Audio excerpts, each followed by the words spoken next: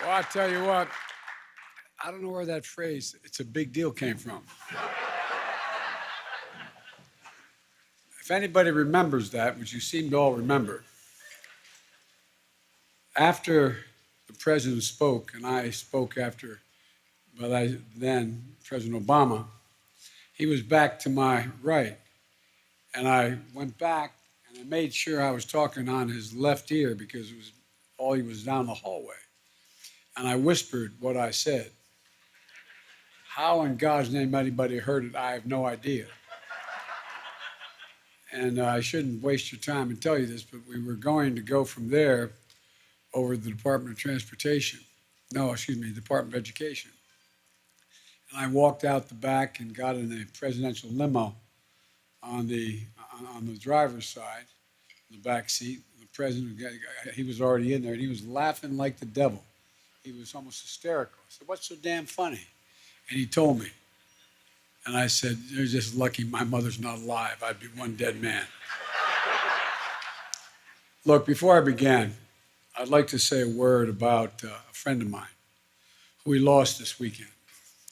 Man, a few hours west of Russell, Kansas, came from an hour not far from here, Russell, Kansas. A lot of Americans today remember Bob Dole as a presidential candidate, but for families he represented across the border, he represented Kansas for 36 years. And for those like me who had the honor of calling him a friend, Bob Dole was an American giant, a man of extraordinary courage, both physical and moral courage, a war hero who sacrificed beyond measure, who nearly gave his life for our country in World War II, among the greatest of the great generation, a leader of honesty, decency, and good humor. The same qualities that made him such a cherished friend to me and my wife, Jill, and so many others through the years. We didn't agree on everything, but I always admired and respected him and his willingness to work with anyone, any party, when it mattered most. And our nation owes Bob Dole a debt of gratitude for the remarkable service and a life well lived.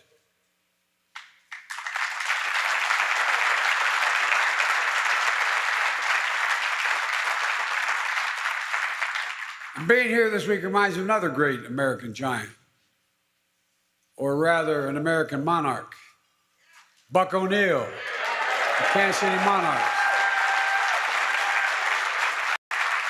A great ball player, the first black coach in the majors, one of the game's greatest ambassadors, and finally, a Hall of Famer.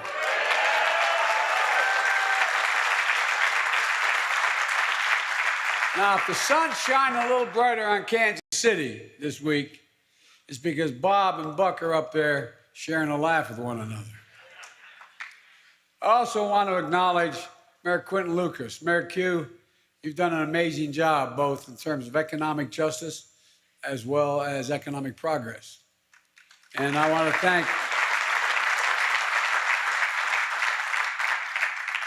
County Executive Frank Wright. He lived the life I'd hoped to live. He started off as a laborer. He helped build the Royal Stadium. As a player, he's one of the best to ever play there. And now he's a county executive in Jackson County, resident and a business as well. You know, I mean, this guy's done it all. I thought maybe I could make him the pros, but look what the hell.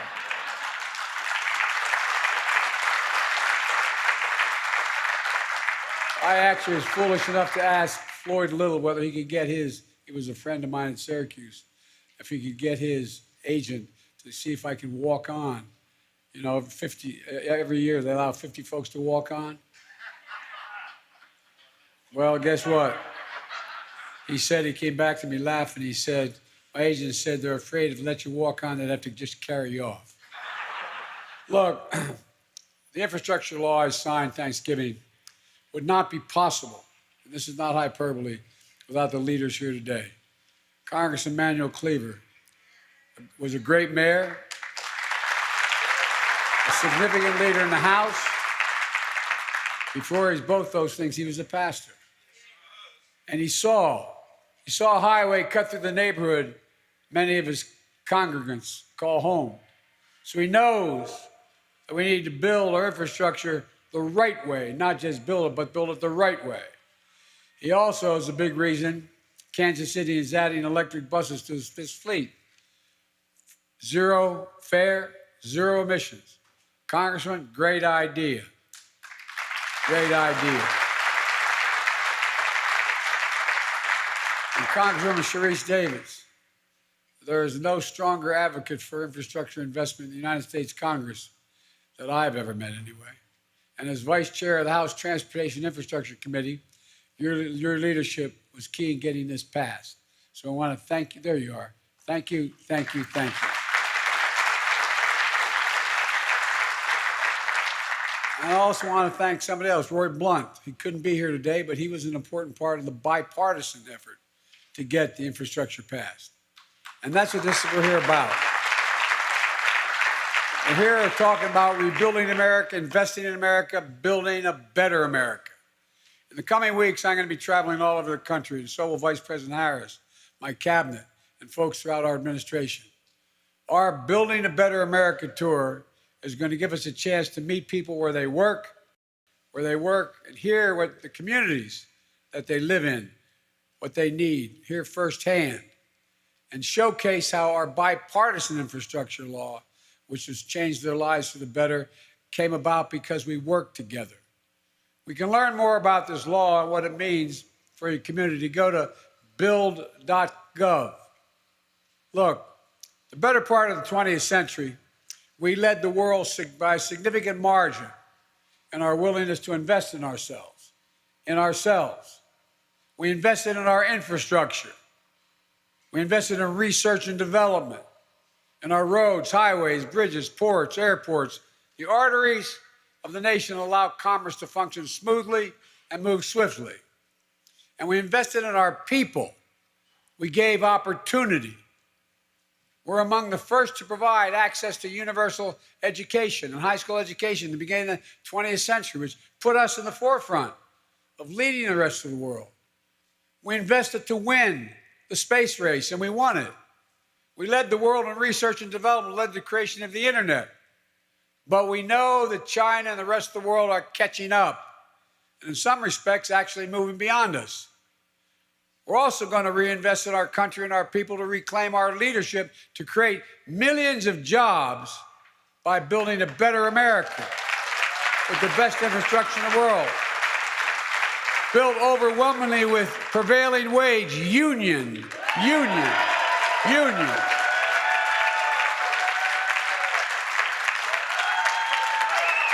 There's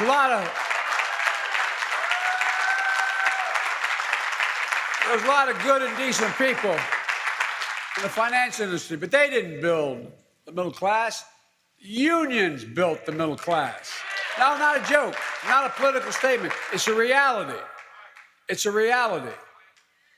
And look, this infrastructure bill, which without the union's support behind me to get this done, would have never gotten done. It starts with the most significant investment in roads and bridges in America in 70 years, fixing many of those 3,500 bridges, nearly 10,000 miles of roads in Kansas and Missouri in poor condition, like the Central Avenue Bridge, which was closed earlier this year for fear of failure.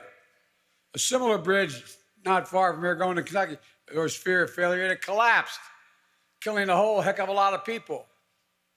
But this created a whole lot of headaches, wasted time for 8,500 people who used to drive it every single day. The decaying roads cost Missouri and Kansas drivers more than $500 per person per year, the drivers, and additional gas and repairs and longer commute times, and more than $500 in hidden tax on Kansas and Missouri families. And speaking of the cost of living, 2 weeks ago, I announced the largest ever release of the U.S. Strategic Petroleum Reserve to increase the supply of oil to help bring down prices. And I met with our friends around the world. Other countries joined us. And those savings are starting to reach drivers now. Today, the average price you're paying here in Kansas City is below $2 a gallon, $3 a gallon. It's down to $2.90 a gallon. 20% down from a month ago. Nationally, prices are down 7 cents a gallon and continuing to fall. We're making progress. We're going to keep at it to ensure the American people are paying their fair share for gas, not being gouged for gas. And look,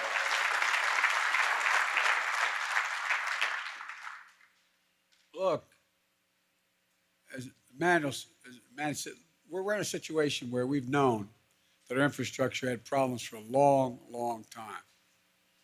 I don't think I could take one more phrase that's going to be infrastructure week. But guess what? It's going to be infrastructure decade now, man. No more talking. Action. The law also includes the most significant investment in passenger rail in 50 years.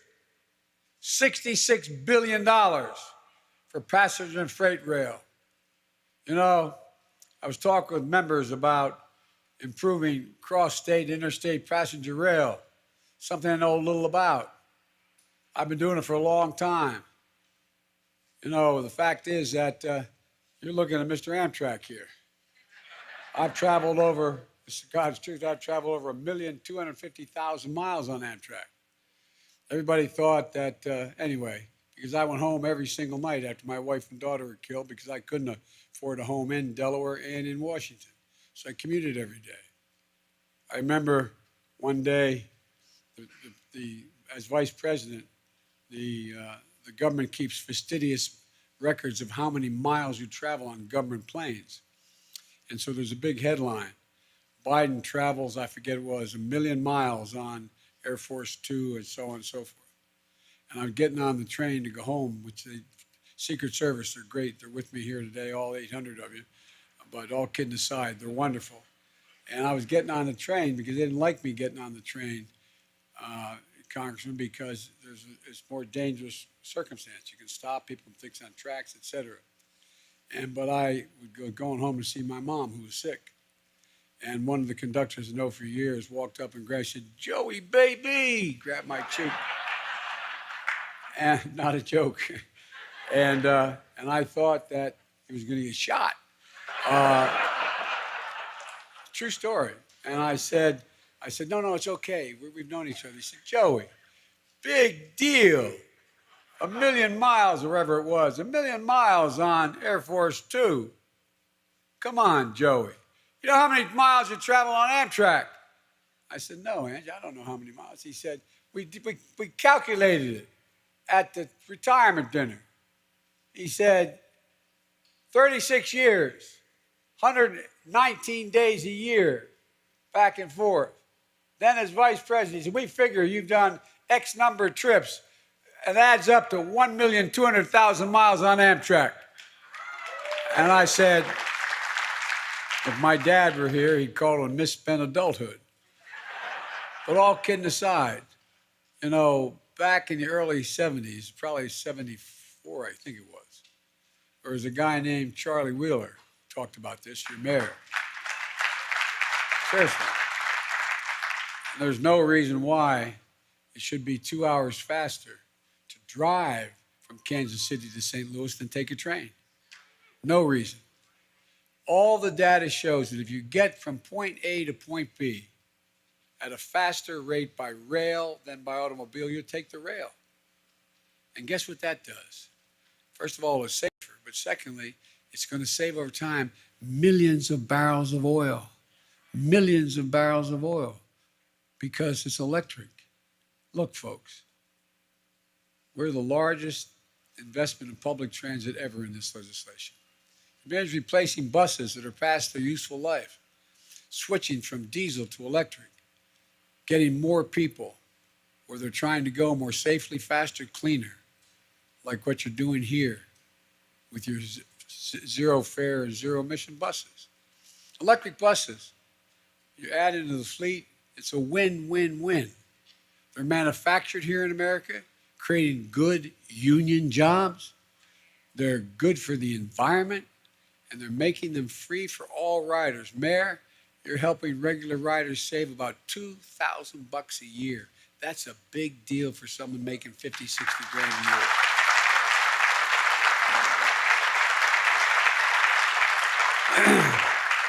An infrastructure law means more projects like the extension of the Kansas City streetcar, so you can connect Union Station with UMKC and everything in between.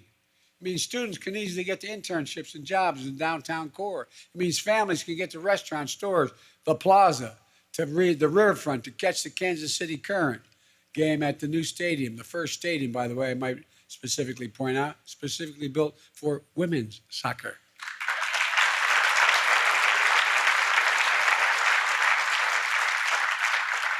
I was able to see them win the Olympic. Anyway, it's a long story, but it means more jobs, opportunity, economic development. The law invests $42 billion to modernize our ports and airports in America.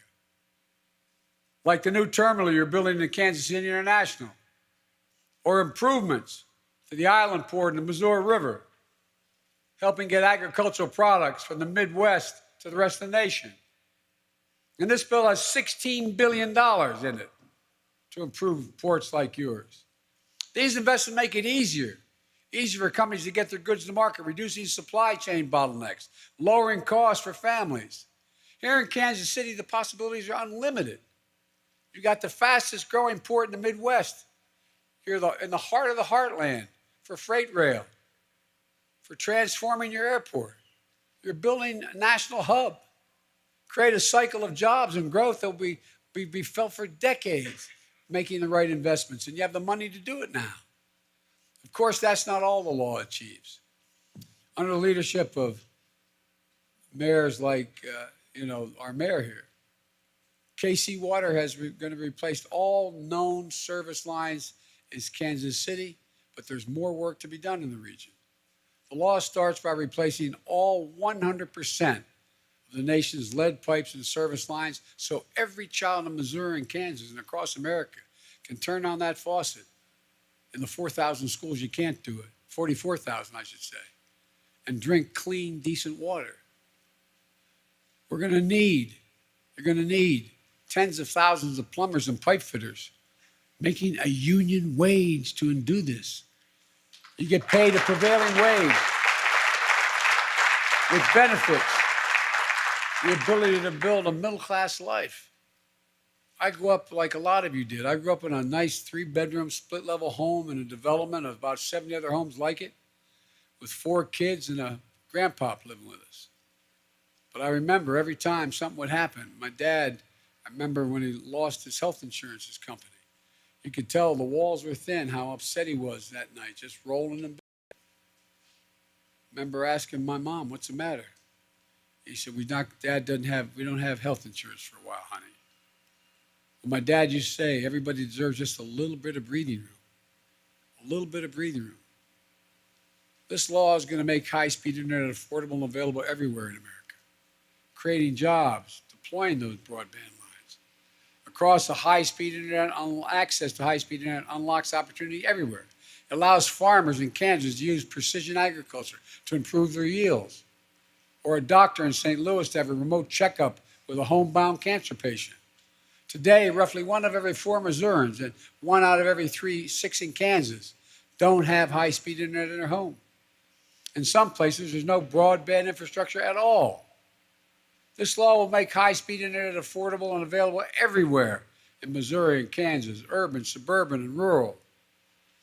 In the 21st century in America, no parent should have to do what many had to do last semester, and that is sit in the parking lot of a fast food restaurant so their children could use the internet to get their homework done. This is the United States of America, for God's sake. This law also builds out a resilience against extreme weather events fueled by climate change. Nationally last year, extreme weather events cost this country $99 billion. And I toured most of it. I was out in California. More forest burned to the ground than the entire square mileage of the state of New Jersey from the Cape all the way up to New York City, Long Island. That's how much we lost. And it goes on. Missouri and Kansas are no strangers to these effects. In fact, Missouri and Kansas were both in the top 10 states in the U.S. last year for power outages. Then Texas saw the massive blackouts last winter. Because you're on the Southwest power grid, you lost power too. This summer, you saw heavy storms close roads in Waverly, Kansas, cause flooding in St. Joseph to Columbia to Jefferson City. And when you think about the impact of more intense weather, more severe storms, none of us are ever going to forget the devastation in Joplin. In 2014, I went there to help reopen the rebuilt Joplin High School. On that day, I told the people of Joplin, we never break. We never stop. We Americans always rebuild. And we will rebuild this country.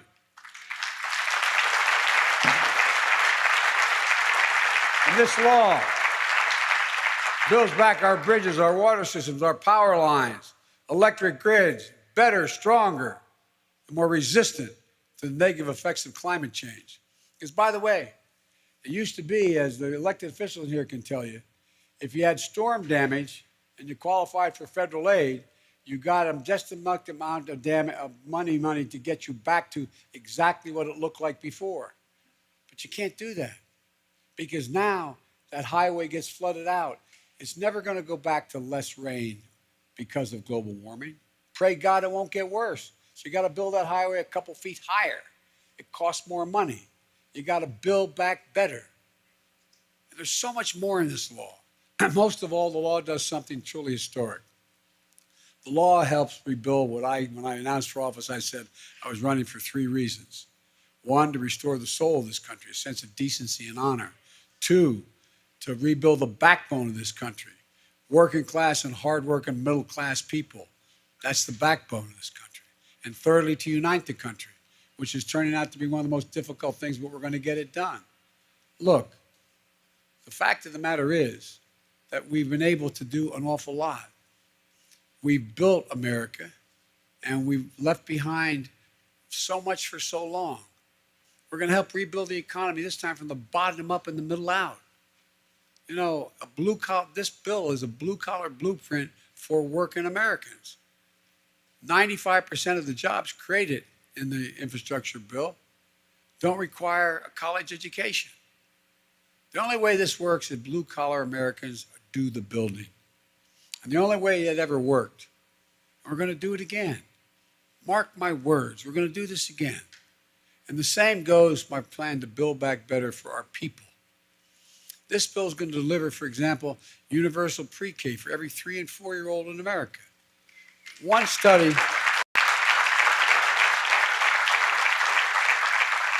great university have done a lot of studies on this in the last decade. One study shows that low-income children from poor homes participating in preschool are 47% more likely to go on to earn an associate's degree or higher after high school. They start off at a great disadvantage because their mom or their dad, their single parent, doesn't have the education, doesn't have the training. But at 3 years old, the brain is rapidly developing so quickly, it matters. We have to build that foundation for the future, for success. My wife, Jill, is a full-time teacher. And you know, she says any nation that out-educates us is going to out-compete us. It's simply a fact. And guess what? Hold it here. Every nation, of the 38 most advanced nations, we rank 34 in the world. 34 in the world in early education for children. The United States of America. My Build Back Better plan, which is passed in the House of Representatives thanks to my 2 colleagues here today, representatives will also ensure that parents can afford child care. Child care gets workers the raise, and child care workers get a raise they deserve. Folks, look, in Missouri and Kansas, the average annual cost to send a toddler to child care is $6,500 a year. If you live in Chicago, it's more like $22,000 a year per child, okay? It means that the average family with 2 young children is spending roughly 20% of their after-tax income on child care. $20 out of every $100 they have. Our Build Back Better bill is going to make a giant difference in life because your child care cost will be capped at 7% of your income, period. That's 7% of your income. It's going to make a huge difference in millions of workers who've had to drop out of the workforce, not because they didn't want to work, but because they couldn't find affordable care. Look at all the women who are totally qualified who had to drop out of the workforce because they can't afford the child care and still work.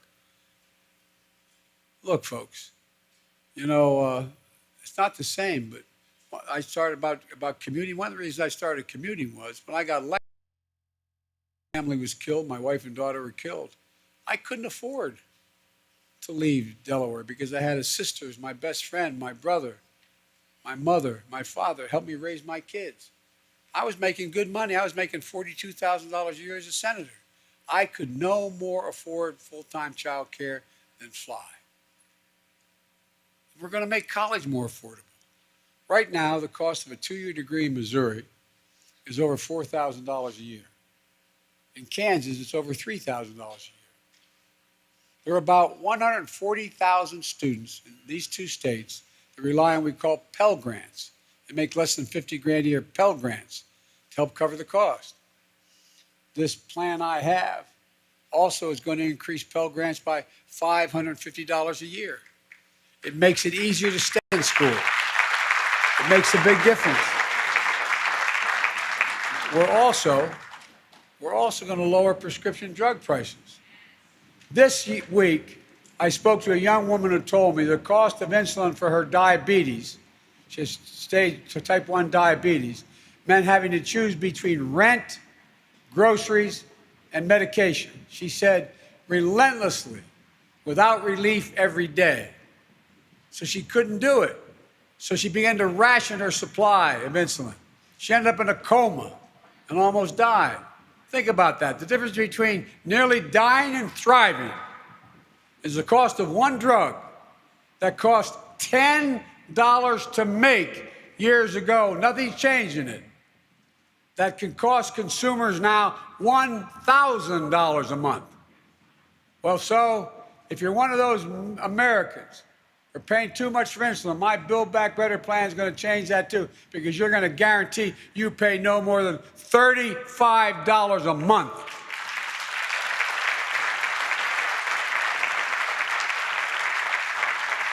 It'd be different if they invested another $1,500 in research. They did nothing to change it. They'll make sure parents of the 200,000 children in America with type 1 diabetes have the ability to say to a child, honey, it's going to be okay. Can you imagine the dignity you'll be deprived as a parent knowing your child has type 1 diabetes and you can't afford their insulin? You can't afford it because you don't have insurance and your state doesn't have Medicare. Look, it's all about what working and middle class people have to pay to get by, to get ahead, to get, as my dad said, that little bit of breathing room. My whole plan is designed to bring down the cost you face. For example, lower costs for child care, making sure you don't pay more than 7% of your income. Means a family making $50,000 a year will save $3,000 a year on child costs. Lowering the cost of prescription drugs, making sure you pay no more than $35 a month. For instance, not $1,000 a month. Saving $600 per person per year for health care premiums. The list goes on. Elder care, housing, meeting the moment of climate change. That's what this plan does. All in. Study found that my plan would mean the equivalent of $7,400 in tax cuts and savings for the typical family of four with two kids. And guess what? Let's talk about inflation. It's real. There's inflation. But 17 Nobel winners of the economics have written a letter just about 3 weeks ago to me affirming that this bill would ease long-term inflationary pressures in the economy. Two of the leading rating agencies in the world, the Wall Street Journal, confirmed my plans do not add to inflationary pressures. Not liberal think tanks, Wall Street, Moody's, and anyway. Look, I have also proposed, what I proposed is in a way to lower some of the difficult costs families have to pay every month by asking corporations and the wealthiest Americans to pay their fair share for a change. Look, right now, everybody talks about the price tag for this legislation. $1,750,000,000,000. It will not cost the taxpayers a penny. If you're making less than $400,000 a year, you're not going to have your taxes go up one single penny, not a cent. And guess what else? It also means that there is no increase in your taxes, and people are going to just pay a fair share. For example, there are 50 corporations in America the last 3 years of the Fortune 500 that made $40 billion that didn't pay one single solitary penny, not one single penny in taxes. Come on, folks. It used to be during the last Bush administration, the top rate for the top 1% paid 37.5%. It got lowered to 36%. It doesn't have any impact. It just means whether or not they're going to have an extra swimming pool, the extra home. But all kidding aside, if you just take it from 36 back up to 37.5, it pays for every bit of preschool, and it pays for every bit of what we're talking about in terms of insulin. Now, what's better for American corporations? What's better for the wealthy?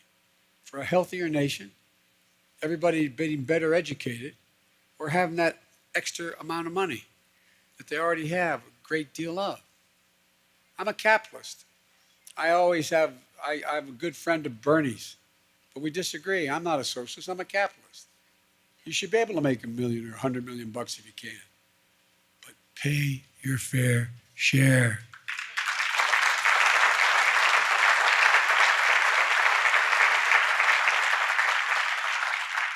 Folks, look, there's so much we can do, so many things that are within our power. If you went to the average American family making 60 to 70 grand, or you went to a family where dad was a teacher and mom was a police officer, they're making 120, they're paying at a higher tax rate than someone making $1 trillion. $1 billion. For real. How can that be fair? Look, one of the reasons I feel so firmly in the proposals is because I know what this country can be. We've always been a nation of possibilities. We didn't become this nation by thinking small.